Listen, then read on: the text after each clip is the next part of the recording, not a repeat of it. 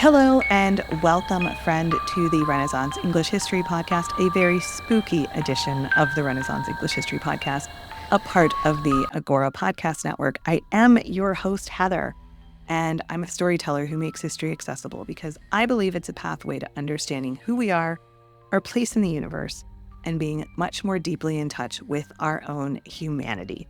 This is episode 261, and we are going to be talking about some of the spookier places in England. If you are on my YouTube channel, you know that I've been doing some videos on this. I did one on witches recently, and I did one on Henry VIII's wives and where they are haunting. And sometimes I share them here, of course, on the Sunday morning this week in YouTube that I do. But yeah, I'm a fan. I love this stuff. So we're going to dig into it and talk about some places that we've talked about before and some new places, and just basically take a tour of haunted England, talking about all of these different ghosts. So that is what we are doing. A big thank you to the newest patrons of this podcast. Welcome Jody and Karen and Ava, Dawn and Maya. So very glad that you are here. We'll make sure that you get all your welcome goodies, make sure you know how to get all the extra episodes, everything like that. If you would like to get extra episodes, extra content, discounts at my merch shop, all kinds of extra fun stuff, depending on what level you're at, you get a free tutor planner, extra mini audio courses. This month, the one that I am going to be sending out the links for very soon is on Lady Jane Grey and the succession crisis of 1553. So we really nerd out on that, talking about what happened to the Duke of Northumberland and Edward's device for the succession and all of that. So if you would like to get all of that extra content, plus get the warm, fuzzy feeling of knowing that you are supporting an independent podcaster, you can go to patreon.com/EnglandCast, patreon.com/EnglandCast. Or if you're listening to this on YouTube, you can just click join this channel and it's basically the same. All right, friends. So have you ever seen a ghost? I'm curious and I would love to know. I have seen a ghost. I have seen ghosts at Gettysburg, and I will tell you that story at the end. But first, we're going to talk about medieval ghosts. We're going to talk about the Tower of London and Manchester Castle and a bunch of places. So let's get into it. The Tower of London was built by William the Conqueror in 1078. It's been a fortress, a prison, an execution site. Notable medieval figures met their end here, like William Wallace in 1305. During the Wars of the Roses, it was the last residence of Edward V and his brother Richard, who vanished in 1483, the princes in the tower, presumed murdered. Their disappearance remains one of England's most enduring mysteries. The tower's paranormal reputation is rooted in the violent deaths that it witnessed. Anne Boleyn was executed here in 1536, and she is said to appear near the chapel of St. Peter ad Vincula, carrying her head under her arm, as one does. Guards and visitors have also reported hearing children's laughter and crying, believed to be the spirits of the lost princes in the tower. There's also Margaret Pole, Countess of Salisbury, whose botched execution in 1541 left a particularly unsettling presence. Witnesses claim to have seen her spectral form reenacting her desperate attempt to flee the executioner. Victorian-era guards reported encounters with headless spirits near Traitor's Gate, and during World War II, soldiers on night patrol described seeing medieval figures emerging from the mist and carrying, it was like a group, a line, carrying a headless figure down Tower Hill. A lot of people say that was maybe a procession for Anne Boleyn. Henry VI apparently also haunts Wakefield Tower, where he was imprisoned and then murdered. Apparently shows up every year in May on the anniversary of his death in 1471, and he paces around until the final stroke of midnight, where he fades back into the walls. And of course, the tower was also a menagerie and a zoo, and so there are some animal ghosts there.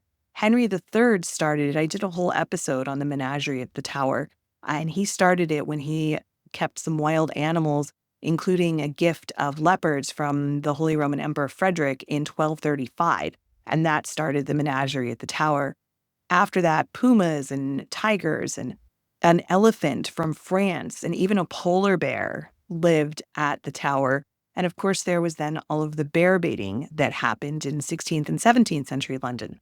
So apparently, there are ghosts of the bears who lived through this horror or died in this horror. There's a ghost of one bear that is said to appear from behind the door of the jewel room. And then also the ghost of another black bear is reported to be appearing sometimes near the Martin Tower. And people saw that for the first time in 1816. Lady Jane Grey also haunts the tower. She apparently walks along the battlements, especially around the anniversary of her death as well. And another ghost that's there that's from our period is Arbella Stewart. She was a cousin of Queen Elizabeth. At one point had even been considered a potential heir to the throne before James VI became the first of England. James had actually imprisoned Arbella because of a marriage that she did to William Seymour. There was potential joint claims to the throne there that he thought was a threat to him, so he put her in the tower, and she either refused to eat or was purposefully starved to death. Either way, she died in the tower, and she apparently stalks the Queen's house.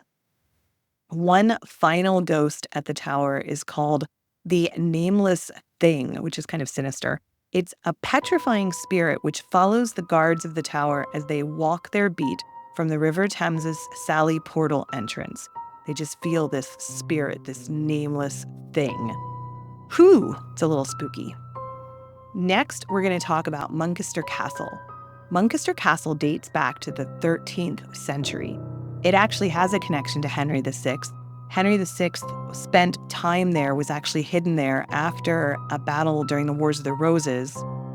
After the Battle of Taunton in 1461, apparently shepherds found Henry VI wandering through the fells and took him to Muncaster Castle, where he sought shelter, and the family that owned it, Sir John Pennington, took care of him, sheltered him for 9 days. He gifted Sir John a gilt glass drinking bowl and gave it to the family with a prayer saying that as long as the glass remained unbroken, that they would remain prosperous and own Muncaster, and it would all be good for them. But I want to talk today about their fool, who was their jester that they had during the late 16th century. Tom Skelton, and they actually still have a portrait of Tom Skelton at Muncaster Castle. Tom Fool, he actually is where we get the word tomfoolery from in the English language. You know, when you've got shenanigans going on, you call it tomfoolery. That comes from Tom the Fool. Now, Tom was, your average jester, fool, but he also had a really vicious streak to him. And he used to sit under a tree outside, and when people would come, if people passed by and they had questions about directions, there was no Google Maps, right? So if people were like walking and they had questions about directions, if he didn't like the way they appeared or he thought they looked a little bit suspicious or something, he would actually send them a really dangerous way that led right into quicksand. So apparently he's responsible for some not very good tomfoolery going on that way. But the story that is most vicious with Tom involves a murder, most foul. So the family that owned Muncaster at the time, Sir Ferdinand Pennington, he was the master of the house. His daughter, Heelwise, apparently fell in love with a local carpenter. Now, Sir Ferdinand did not like the idea of Heelwise being in love with the local carpenter and asked Tom to please sort this out for him. Just do what he needed to do, sort it out. And so Tom lured the poor innocent carpenter to his death. He lured him to the castle, he did, and he got him drunk. He gave him apparently a lot of cider, got him drunk, and then used the carpenter's own tools to hack off his head. And then he took the head to his master and was like, here's the trophy. Look, I took care of the carpenter. And so even now, people who are visitors to Muncaster talk about hearing thuds on the steps, which they think is like somebody kind of dragging a body. And people also hear moans, which they think is Heelwise wailing for her lost love. Guests often describe a chilling sense of being watched in the corridors. There's sudden drops in temperature that are common, especially near Tom Fool's tree, where he would sit and send people off into the quickstand. And modern investigations have recorded inexplicable sounds and temperature changes, with many visitors leaving with an unsettling feeling that lingers long after they depart. Now we're going to travel down to Gloucestershire, to Sudeley Castle, home of Catherine Parr. Following Henry's death in 1547, Catherine married Thomas Seymour and moved to Sudeley, where she tragically died in childbirth in 1548. Her death at age 36 marked a sudden and sorrowful end to her life, marked by survival in Henry's dangerous court. Now, Catherine's ghost is said to linger at Sudeley Castle, making her presence known in various ways. Her apparition is described as a tall woman in a green gown, and she's often spotted in the castle gardens and near the chapel where she was buried. Many visitors report the distinct scent of apple blossoms, which was a fragrance associated with Tudor-era perfumes, just before seeing her figure. Others experience the sound of soft footsteps and quiet weeping, especially near the nursery, believed to be connected to her lost child. Of course, Mary Seymour also died as well. She disappeared from the records when she was about 2, so she probably died right around then. In the 17th century, Catherine's lead casket was discovered intact during renovations, revealing a remarkably preserved body. Witnesses described a pale, lifelike complexion that quickly decayed when it was exposed to the air, adding to the castle's ghostly lore.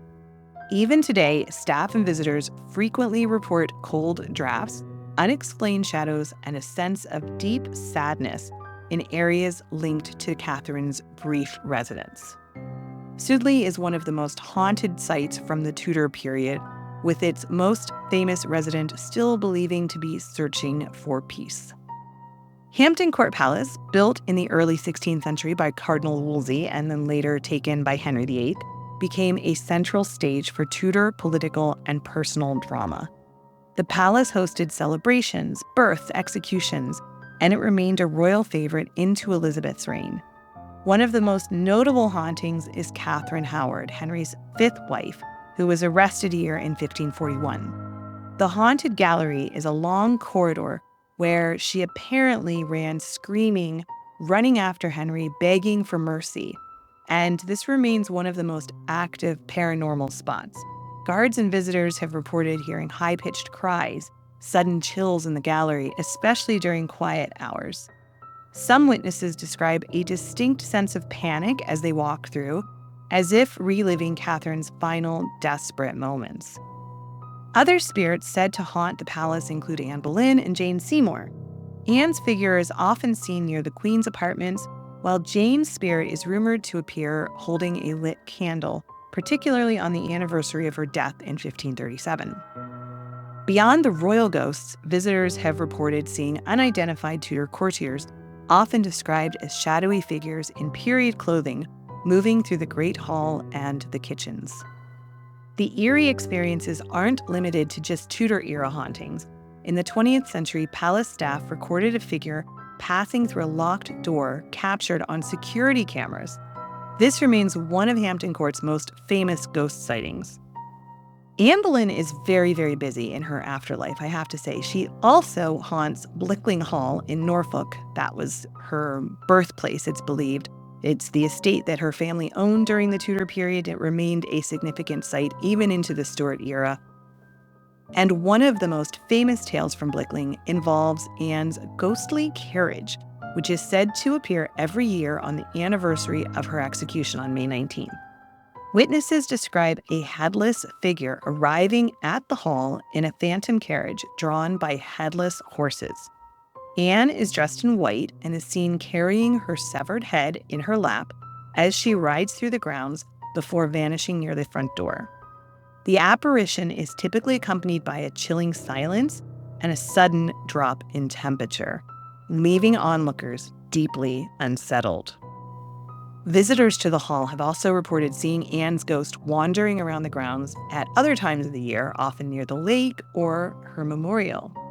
Those who encounter her describe an overwhelming sense of sorrow and regret. In some instances, people have claimed to feel a soft touch on their shoulder or even hear faint whispers as if Anne is trying to communicate her tragic story. Someplace that's not related to Anne is Littlecote House in Wiltshire. With a history that spans from the medieval period through the Stuart period, it gained notoriety for a series of gruesome events, including a dark Tudor story where a midwife was forced to deliver a baby, and the baby was then immediately killed by its father, rumored to be a Tudor-era lord. The room where this took place is said to be particularly haunted, with reports of a baby's cries echoing throughout the halls at night. Then the Stuart era brought additional layers to Littlecote's haunted legacy, particularly during the English Civil War, when the house served as a royalist stronghold. Ghostly apparitions of soldiers have been reported, often seen in full armor, silently patrolling the grounds. Another frequent sighting is a black dog, a spectral canine linked to a tragic death. It's apparently considered a sign of bad luck, appearing right before significant misfortunes. Visitors often experience sudden cold drafts and the unsettling sensation of being watched, especially on ghost tours conducted at night. Guides recount numerous encounters with unexplained sounds, shadowy figures, and even the faint scent of gunpowder, thought to be linked to the house's military history. So hauntings are generally classified into two main types. There's the residual and the intelligent. Residual hauntings act like recordings. They replay traumatic events repeatedly without any interactions. Many of the reports from the Tower of London fall into this category, like Anne Boleyn's ghost carrying her head, or Catherine Howard's desperate cries in the haunted gallery, both replaying this very traumatic event. These hauntings often stem from powerful emotions like fear or anger or sorrow, creating a lasting impression on the place where the event occurred. Then there are intelligent hauntings involving spirits that seem aware of the living and interact with them. Catherine Parr's spirit at Sudeley, for example, is often perceived as a more conscious presence, with visitors sensing her touch or hearing her whispers. Similarly, apparently Tom Skelton's malevolent presence at Muncaster suggests an ability to engage directly. There's stories of objects moving or voices heard in response to questions that have been asked. The widespread violence of the Reformation, the English Civil War, and all of the royal executions deeply scarred the English landscape, leading to an abundance of hauntings from these periods in particular. Sites like Hampton Court, with its royal intrigue, or Littlecote House, marked by wartime brutality, are examples of these traumatic events that have imprinted themselves on the physical location.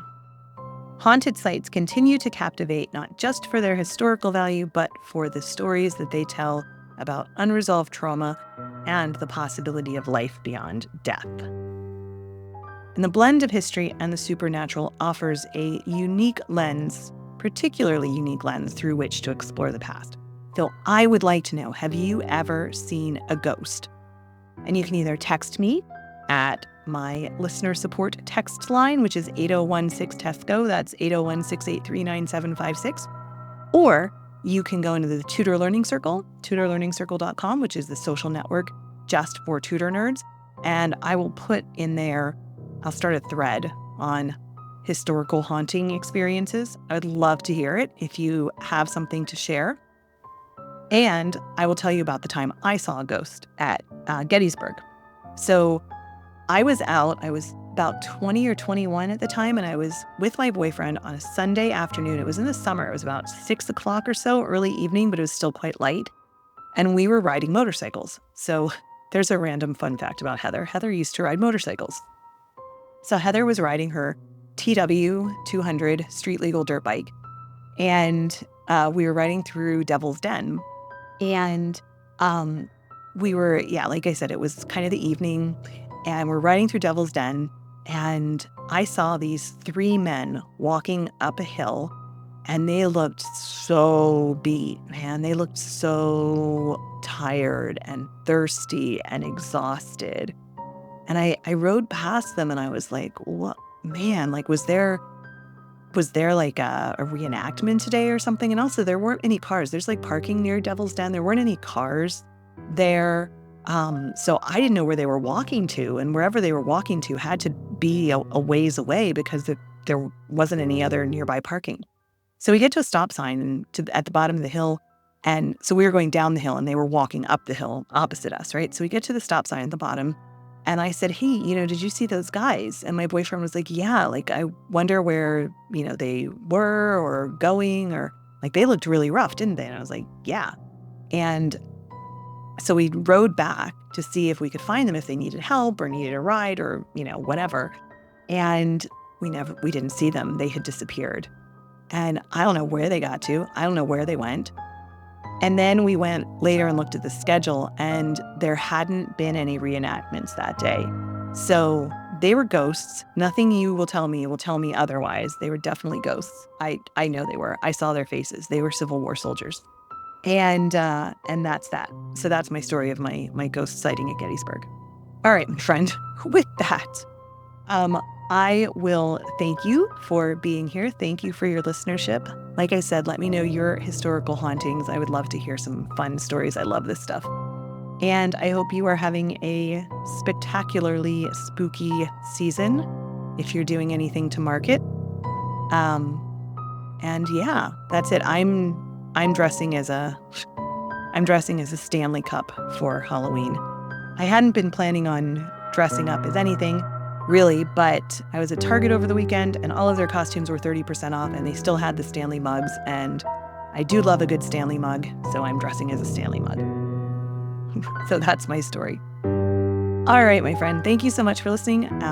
I will be back again next week. All right, bye-bye.